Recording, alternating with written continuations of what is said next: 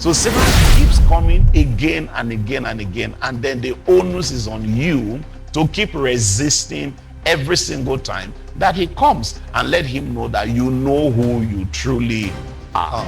And that was what I would say was my own experience.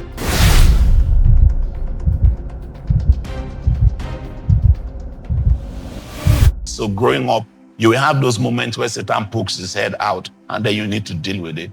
I think it was when I was going to the university. I had a major experience at that juncture, because I had left secondary school, and for 4 years I couldn't get admission to the university. It was eventually showed to me that there were spiritual undertones behind why that was the case. When I dealt with that spiritual thing, I remember it was around October, November of that year. I was splitting firewood in the village. I remember very vividly. When the Lord suddenly, it was like in a flash, the Lord called my attention to the issues in my background that were responsible for this. I threw away the axe I was using to split the firewood, ran into the room, and I began to pray. And I prayed and prayed and prayed and prayed and prayed until that thing I was taught happened. When I fulfilled the cycle of prayer and the burden was lifted, I knew it was done. So you see the importance of spiritual fatherhood, right? Yes, absolutely. And that's one of the things that this generation is trying to undermine, sadly, trying to abuse. But look at what God did. Without that kind of guide, without the input of a father in the Lord, I mean, with God all things are possible, but given the circumstances of my life, and with humanly speaking, there was no way I could be where I am today. There was no way you could interpret the scriptures that way, because at this time, the people that were interpreting scriptures to you guys were not charismatic. They were not, but they teach the Bible theologically and all of that. Yeah. But the applicability of that word to our contemporary time and season was absent. Yes. You know, so the place of fatherhood and that awareness, while you were splitting that wood because of that training and teaching, you already knew what it was. Yes, I knew what it was. And you know, it was like magic. Of course, it's supernatural, right? But it was like magic in a manner of speaking. As we were talking right now, I tell you something. I'm feeling the rain of God's presence already. Yeah. And I perceive in my spirit that there are people who are under this kind of conditions who don't even know what to say. But as they are listening to us and listening to what you're saying, they are going to begin to give attention to these matters. The presence of God is very strong. Over to you, sir. So what happened was, I do this prayer, and then God told me two things. One of it had to do with someone in my mom's family, right? I don't want to go into all of the details here, but I went to my mom and I told her that people should get ready because something is about to happen. And I told her what it was. I just didn't tell her who it was because I saw a picture in that prayer. God. And so I left. This is like the end of October, getting towards November. Believe me, by between January and February of the following year, all right, I got 4 admissions to the same university, the University of Jos. I got 4 separate admissions to the University of Jos in one session. My God. It was almost as if to say 1 admission for every year that I was delayed at home. It was, I mean, it was surreal. I was like, in fact, it was like every admission list that came out, my name was on it. My God. The last supplementary list that came out, my name was on it. So before I left school that first semester, it was 3 I saw.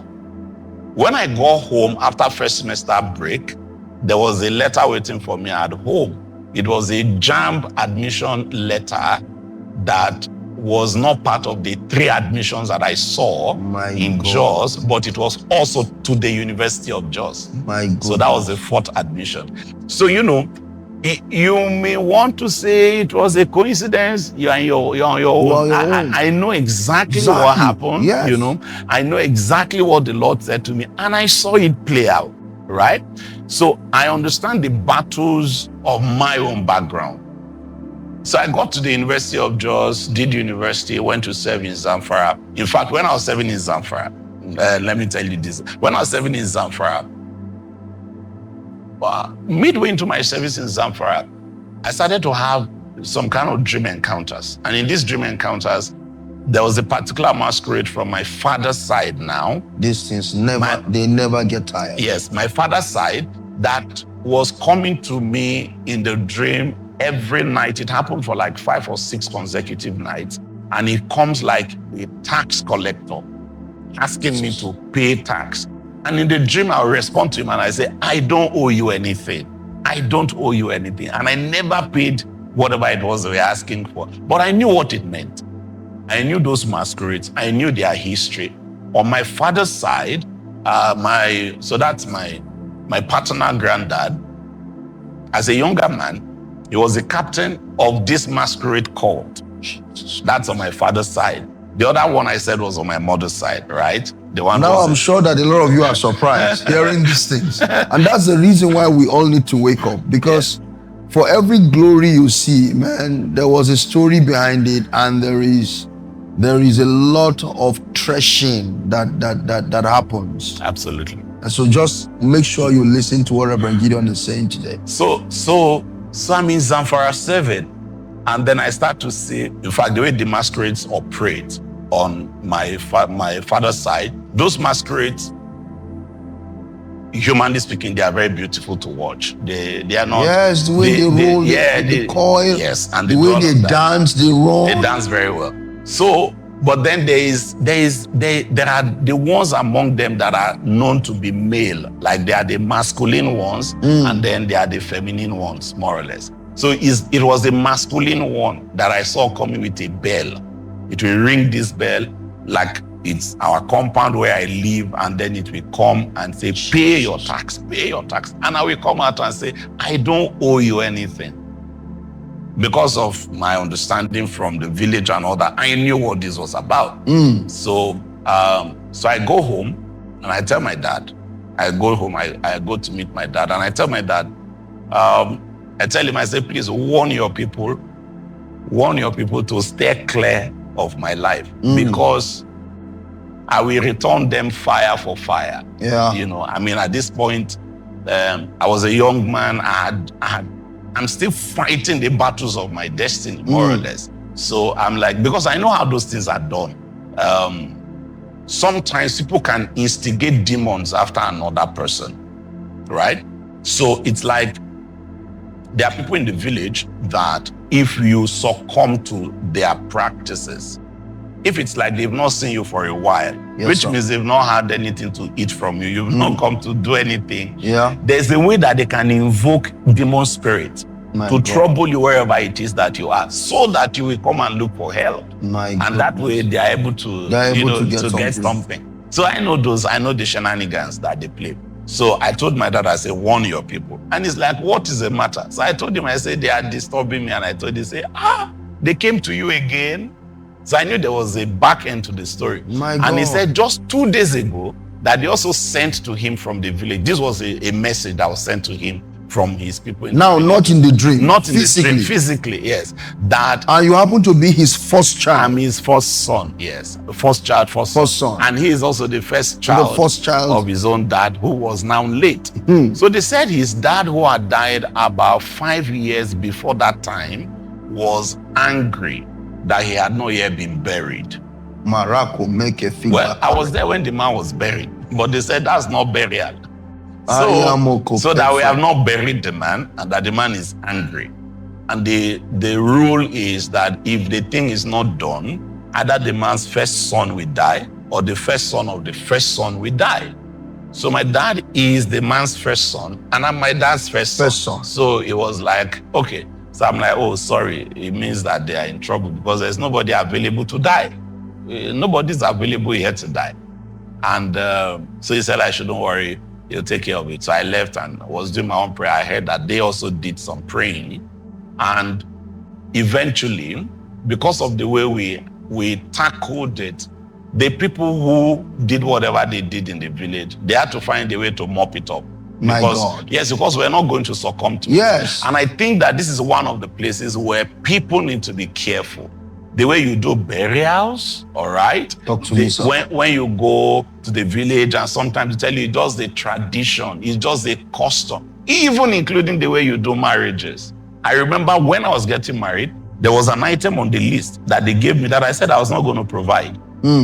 Because he raised a suspicion. My spirit was not just, just not settling for it. I didn't settle for it. I said, this one here, this item here, I'm not buying it. I'm not buying it.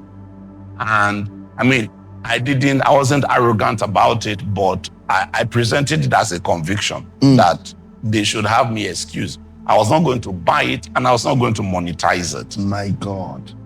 Because, and in fact, it was only maybe either late last year or this year that I heard, my wife and I were talking and she said something to me about, the hunting tradition of her people.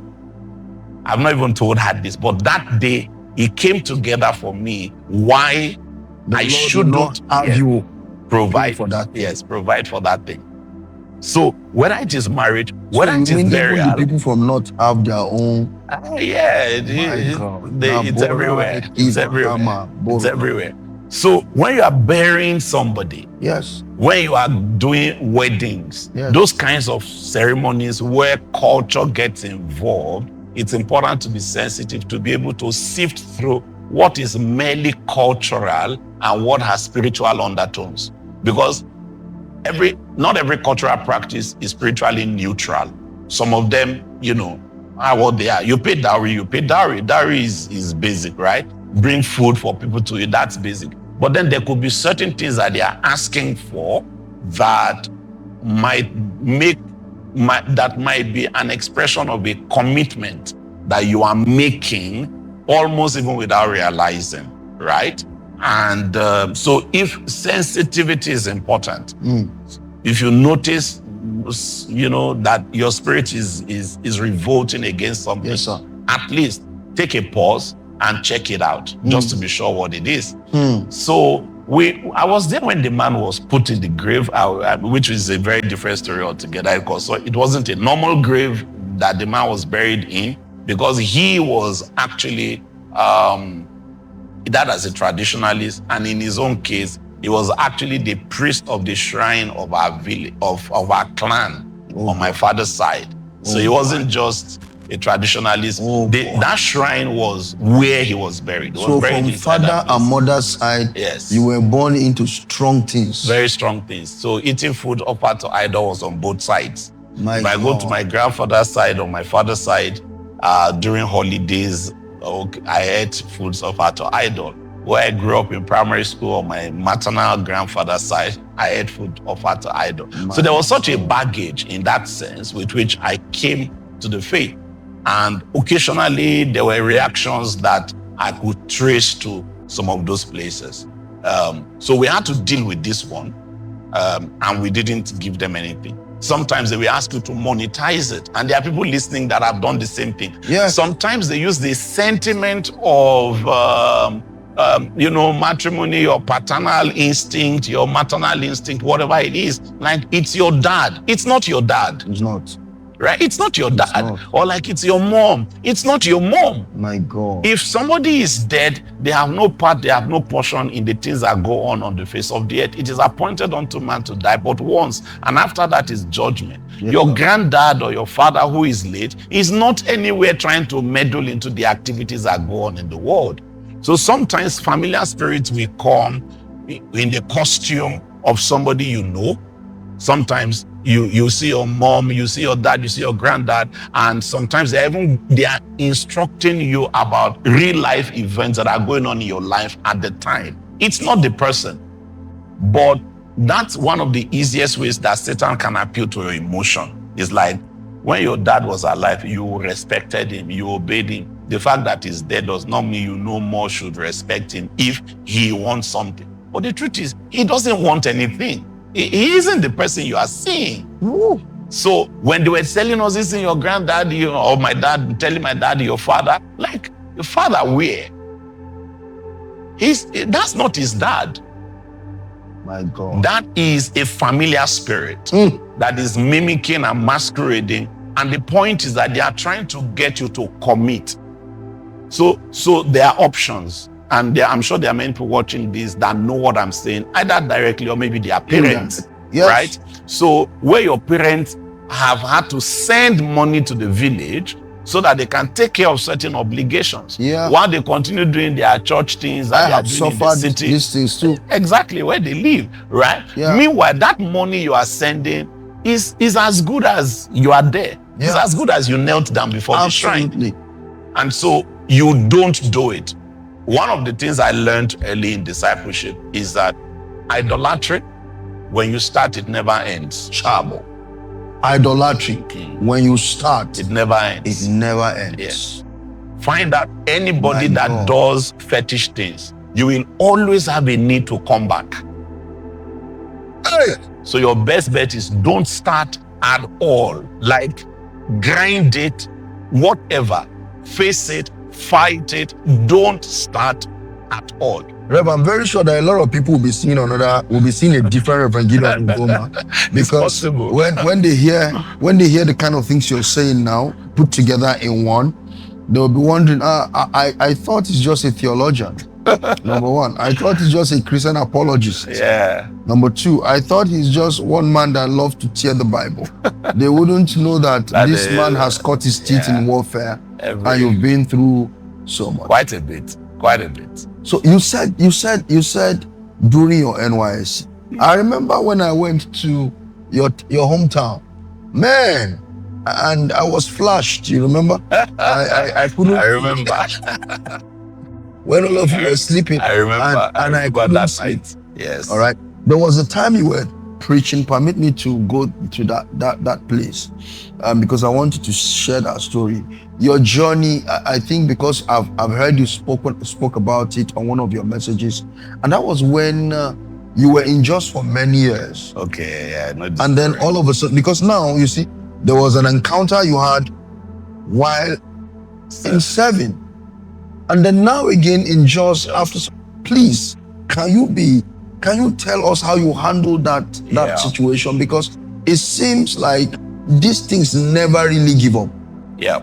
So part of my understanding and my experience has been that there are certain things that don't seem to bother until you start knocking at certain doors. Amako. Right? It looks like there are certain things that don't seem to bother about you until you start to knock at certain doors. And it's like, this guy is trying to take his life seriously, and then you get their attention.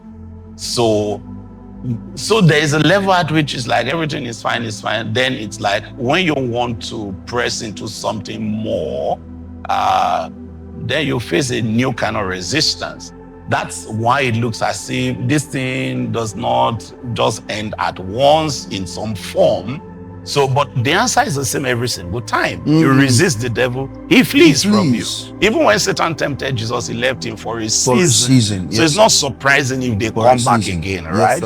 And in my own experience, it seems like, to use the language of the metaphor of knocking, it's like when you start to knock at a certain door, then there are players at that level who are saying, who is this guy? Who are you? What do you want? You shouldn't be here. Even like Jesus, they spoke back. Lift up your head, O ye gates, and be lifted, where everlasting doors, and the King of glory. He say, who is? Yes, exactly. Like, who is the King of glory? Like, who are you talking about? Why should we make that room? Audacity. Why should we lift? Why should we open? Why should we make access, grant access? So after service, so we dealt with that thing while I was serving. We did not yield, we did not budge. And then the guys in the village, the people in the village, they had to put monies together because the thing they had stirred up needed to be pacified. My God.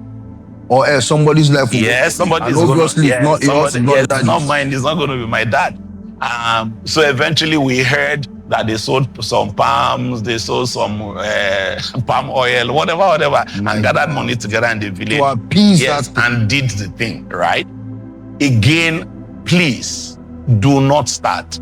It's very important, because if you start, it will never end. It will never end. If you start out, it will never end. There are people listening to us that know what I'm talking about, maybe from their parents. They've seen their parents enslaved with this thing. Sometimes it even begins very harmless. Maybe a child is sick, and then you go to the wrong place to go and look for solution because you are desperate, right? Yeah. Once you start this journey, it will take the mighty hand of God to break you out of it. A point needs to come where you just take your stand and say, okay, it ends here. Otherwise, there will always be a need for you to keep coming again. So very important to make that point. But then I finished service, I'm back to Jos, lived in Jos for a few years. At this time, I'm married. We had 2 children at this point now. And then I was taking a long fast, one of those seasons. I remember, I was doing a 40-day fast. And somewhere in the middle of the fast, I started to have this encounter again. Everywhere I lived in Igala land, so I lived at Ida, I lived at Wolao, and then my grandparents on my father's side, the village. Then there's even a village in between that I really didn't have much to do with. But that was a village where my grandparents, my maternal grandparents, lived for many years. Many of his children were born there before they moved to Ajaka, when he was given a certain chieftaincy title, and the seat of that title had to be Ida. So he was at Ajaka. Ajaka is a place where I had grand aunts that I can't even remember that cumulatively, I don't think I spent 5 nights in my life. Oh my God. In this Ajaka. But my mother has roots in the place. So I'm in Jos now, married man, doing ministry, 2 children, doing this long fast, and in the middle I started to have this encounter. And every night, for about 5 nights, back to back, every night, I would see myself walking from one of those places where I had lived in Igala land with a nylon at the very most, if I had something. It was a nylon bag, and every single time I had like bathroom flip-flop, like slippers. And a few of my family people will be walking me to the road, and the idea is, oh, Gideon is moving to Jos. So they are walking me to the road to take taxi to leave. And you were already living in Jos? I lived in Jos for 10 years. At that time? At least, yes, at this time. Then the next night, it will be the same thing, but from a different place I lived in Igala land, Bolao. Then the next night, it is Ajaka. Then the next time, it is Ankpa. Then the final night, it was Ugolawo, but it was now from the river where we used to fetch water, where we used to have our bath. Did you go to that stream that time? I can remember that we went to the stream in Ugolawo. I think we may have, when we visited my father in the Lord, that would have been our shot at it. I don't remember we did. Okay. Well, because maybe we I showed passed the river. by. Yes. We passed by. Yes. So that river was where is a stream really. It's a stream really. That's where we used to have our bath, fetch water for home use. Then there's a spring where we used to fetch water for drinking. It's actually is a spring, very clean stuff. But it was the river where we fetch water for multi-purpose use. Yeah. That was the last point. And I was coming, and I saw myself walking away from the river to go to the roadside to get a vehicle that will take me to Jos. Now, but this was different. As it was like I just kind of maybe had my bath or something, but I didn't feel like it. I just saw myself at the bank of the river, and then I wanted to leave. Then I turned back, and I saw this creature. It was serpentine, but it had a human head. All right? It was crawling gradually out of the river and out of the stream of the river, and then coming towards the bank. So I was a little bit terrified. But as I wanted to move, I also found out that there was a copy of me that was stuck on the tree by the bank of the river. That tree is a tree I remember so well as children. When we go to the river, children's shenanigan. Is the tree that we normally climb, then we jump from there into the river. Yes. You were divers. Yes. We're local divers. Exactly. So yes, really, I know how to swim. I didn't learn how to. It was natural. If you grew up in that place, it was part of your life.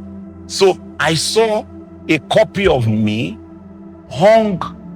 stuck on the tree. Stuck because the branch where I was on that tree was so far from the next branch below it that I couldn't really jump down from where I was to the next one. And then, so imagine the dilemma now. There's a copy of me, like a version of me that is stuck on this tree. There's a version of me standing on the ground. And then there is this beast coming out of the water that I want to really, really escape.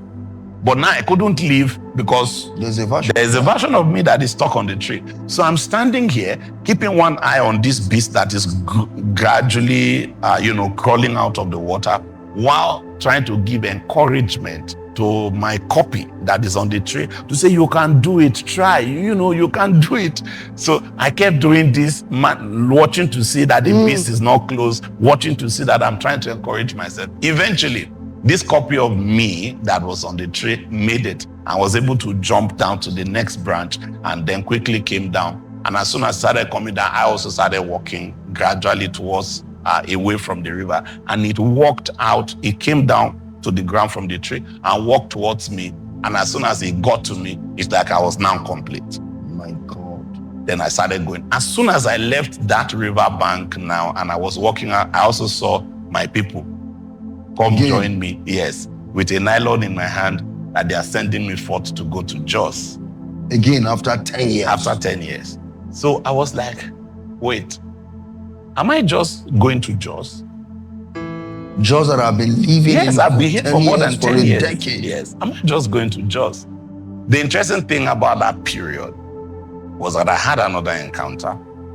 This time around, it was a father in the faith, a father in the faith in this nation that walked up to me in that dream and gave me a garment and gave me a clothing and called me by my local name and said something about a phase of ministry that I was entering at this time. This happened after this dream that I've had about going to the road in the village. And the reason that was significant is because it's not like somebody that I'm really in touch with or that I wasn't, and it was not the days of this YouTube that is popular everywhere. Exactly. So it's not like it's somebody I was listening to a whole lot. It had been a long time. Maybe the last time I really sat under his ministry was like in 1997.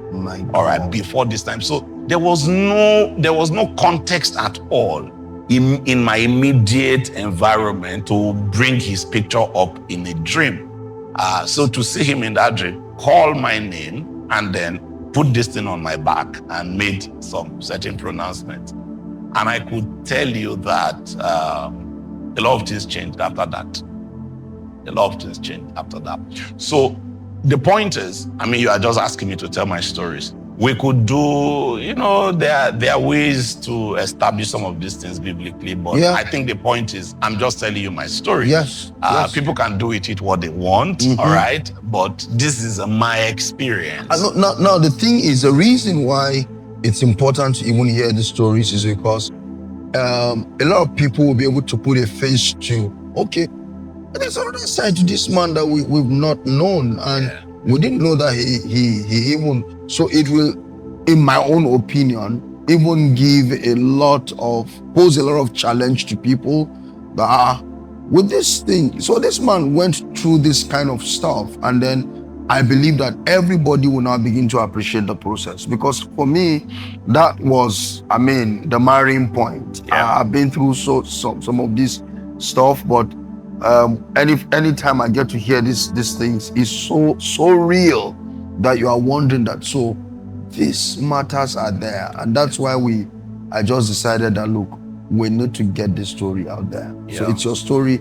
If you want to do the coupling of the scriptures, some other time we'll do it. We can do that, but, yes. But this is just the this story. is just it. You can make of it what you want to make of it, but it's real. Yeah, it's real. So Rev, I mean, there are people who have had these experiences at different levels. Yeah. And maybe sometimes they don't know what to make of it, or sometimes people just go into panic mode. Those are the things to avoid. I was taught well enough. My father in the Lord taught me as a boy in secondary school that the first law of spiritual warfare is thou shalt not fear. Like they will drum it into you until it becomes like second nature. You know it like you know your name. Yes, sir. That it doesn't matter what Satan shows me. It doesn't, like the logic is, if Satan is that powerful, he probably shouldn't be showing me anything. He'd want to take me unawares. That's the element of surprise is very powerful in warfare. Yeah. So why are you showing me something before you do it if you can actually do it? Absolutely. The reason they show you some of these things is to shake you, because fear is very important to Satan. The same way that faith is important to God. So Satan does this thing just to invoke fear in your spirit, because fear is like a vote of no confidence on the power of God. Like fear. When you give into fear, you are basically saying, I don't think God can. That's what fear is. It's a vote of no confidence in the power of God. So if Satan is able to get you to that place, then you are compromised. And that's part of why he shows you the things that he shows you. So it's a simple trick that, come on, guy, if you are that strong, you wouldn't have showed me this. Just go ahead and do it, because you would have been reveling in the ability to spring a surprise on me. So the thing is that people should know that if you are a Christian, Satan can't do more than the kind of things we are saying. He just shows these things to you. He is actually seeking for your permission. He said, look at what I want to do to you. Will you allow me, in a manner of speaking? And the way you give that allowance is fear and unbelief, to say, hey, I'm in trouble. Whoa, hey, my own has finished. You know, because without faith, it's impossible to please God. Yes, sir. So if you do not have faith in the ability of God to help you, and in the power that God is giving to you, and in your position as a son that is seated far above principalities and powers, who now brings the authority of your position in Christ, is what we use in spiritual warfare. It's not who we are in ourselves. I mean, I've had cases where I'm trying to do deliverance. I remember, I think was I even in the university then? It was one of those years when I was still looking for admission. I was already an itinerant preacher from like 19. So we're doing this deliverance in Lokoja, and then the demon spoke to me and said, you can't cast me out. You have not fasted. Get out. Yeah. I'm like, get out. What do you mean by I've not fasted? You know, I was like, maybe like 19 or 20. Can you imagine? Yeah, like, you have not fasted. And then the demon, in order to make me feel how really incompetent I am, decided to tell me a bit about his pedigree and say we were part of the people that Jesus drove into the pigs in Gadara. I'm telling you. Can you imagine? Yes, like, so to let me know that I've been around for a while, and I'm telling you that you can't send me out of this. We're even among the legion that was sent out, and but I'd been instructed from home. My discipleship already told me, like, get out. What are you talking about? What do you mean by I have not fasted? Am I sending you out in my name? You know, so we bluffed it aside as if we didn't even hear, because again, it's not really very interesting. It's really not necessary to be interviewing demons on your own, and you should learn to ignore them a lot, because they lie a lot. Yes, when they tell you things that appear to be the truth, it's because they are trying to promote a lie as a consequence, right? So they may tell you you have not fasted, which is true. But that's not the point they are making. The point they are making is that because you have not fasted, you cannot cast us out, which is a lie. So it may look like they are making a statement that is true, but Satan always tells the lie. Absolutely. So there is a lie, there is a wrong position that he's trying to get you to uphold by telling you this thing that looks on the surface to be the truth, or to be factually correct. So you don't take instructions from Satan and then the first law of spiritual warfare, the way I was taught, is thou shalt not fear. So there was none of these things that got to me at the level of, oh, I'm in trouble or something of the sort. That's very important. It never did. I just knew that Satan was just trying to ask permission, just trying to see if I know who I am. And then all I needed to do was to let him know, yes, of course, I know who I am. What you are looking for is not possible because this is who I am in Christ. And when you resist the devil, the Bible says that he will flee away from you. Maybe I'll tell you one final story. Sometimes when you hear some persons and it looks like, oh, they've gained some kind of mileage, sometimes instead of even being challenged, you can become discouraged. It's like, where will I start from? Where will I ever get there? And then some people just give up completely, like, forget this, if you don't have it, you don't have it. It's not true. Nobody is born with it. Yes, sir. It is line upon line, precept upon precept. Here a little, there a little, and then it compounds, right?